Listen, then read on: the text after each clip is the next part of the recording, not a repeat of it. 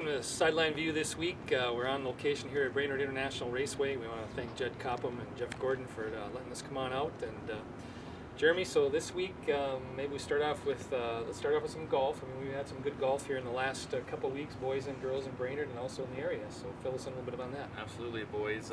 Brainerd boys are doing very good, but the team to watch, the team that has kind of the best prospect of going to state would be the Staples Motley boys team, and the Pequot Lakes girls team. Both have been racking up some good wins, good invite wins. We'll see how Staples does tonight. They're at Deacon's Lodge for the Ranger invite.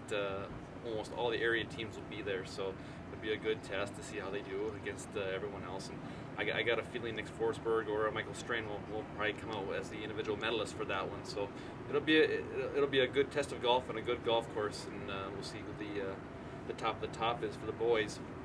Girls, again, Pequot Lakes, they won the Ranger invite at Rutgers yesterday, but handily. They won it by quite a large margin. I can't remember the exact score, but they're a team that's 6 deep. They have 6 really good players, and that's kind of what helps them out. If one girl has a bad day, which we all do, someone else is always there to step in. I know Miss Israelson won for the second straight day, the individual medalist, and she's a state qualifier last year, and she'll probably go again this year because she's very talented, from a talented golf family. So area golf is alive and kicking as always. There always seems to be at least 1 or 2 teams and a lot of individuals that go to state, and this year would be no different. That's what we always wanted to be, was it from a talented golf family, right? Yeah, it never happened. Never happened. No. It definitely did not happen in my case, I know. But we got, well, yesterday I covered Warrior Baseball, and they kind of took it on the chin yesterday, lost 8-0 to Rocori. Rocori, a very, very good team. I've seen Rocori and Bemidji, and both those teams looking pretty tough. And that's going to be a good section tournament here coming up in about 3 weeks or so. You know, not knowing exactly where Brainerd fits in there, but Rocori definitely had a good, well-pitched game from a left-hander yesterday, Luke Jokala, and boy, really hit the ball well. So I think he had 12 hits and limited Brainerd to 2. So that was a good learning experience for Brainerd. They got Grand Rapids on Thursday now, and shift to softball. Nikki Anderson's the athlete of the week. She threw a no-hitter yesterday. I mean, I don't know how many no-hitters she's had in her. It must be close to 20. I'm not sure, but they continue to roll. Yesterday, I think was it beat Bialka, I think it was, or I'm not really sure. Rocori. Rocori, okay. Yep. So it's kind of Rocori week there. And got a little tennis coming up here this Friday. I know you're going to cover that. Got the big rematch, I think, between Lenka Zielinska, the Brainerd Exchange student, and then I think it's Riley Bates from St. Cloud Tech. So that'll be interesting. I mean, boy, it'll be an interesting tennis match to see. Last time they went 2.5 hours, so you're going to see a good one there. So I'll show up late then. It'll be a long one. Bring my lawn chair. I would imagine it's going to be a long one. Lawn chair and a cooler of a lot of water. So yeah, good. CLC, their spring seasons are over. Their softball team finished in the Jenny Geyer tournament up at Grand Rapids last weekend.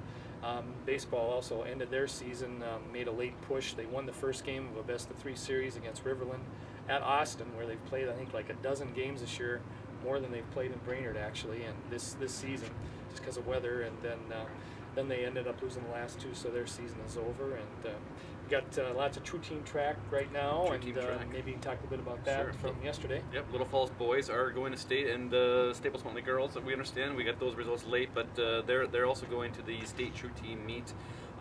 One surprise that didn't make it would be the Pillager boys. I just saw a picture on Facebook. Jim Benson's back. I saw a picture of him hugging his dad, so I saw that on Facebook. So welcome back. Thanks for your service, Mr. Benson, head coach of the Pillager boys. They were second. They just missed going.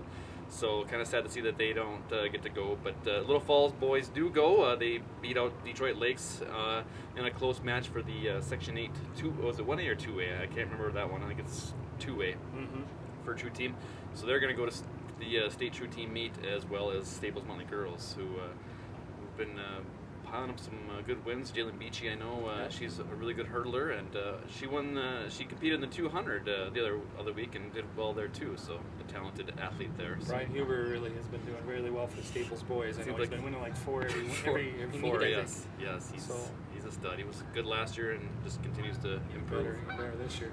Anything else on the plate here this week you can think of? No. Speaking of plates, I had a good dinner at the Lodge at Grandview Lodge last night. It's a good place to go if you're looking for a nice family atmosphere and a good meal. So. So anybody offering a free meal, we know where to just get a hold of Jeremy. If you'd love to come out, as long as it's a free meal, it's a good deal. So Absolutely. Good press for you and for us too. So, I Yep. guess. So anything else? No, I guess we're good to go. So thanks for joining us. And next week we hope to be at North Central Speedway. So thanks for joining us.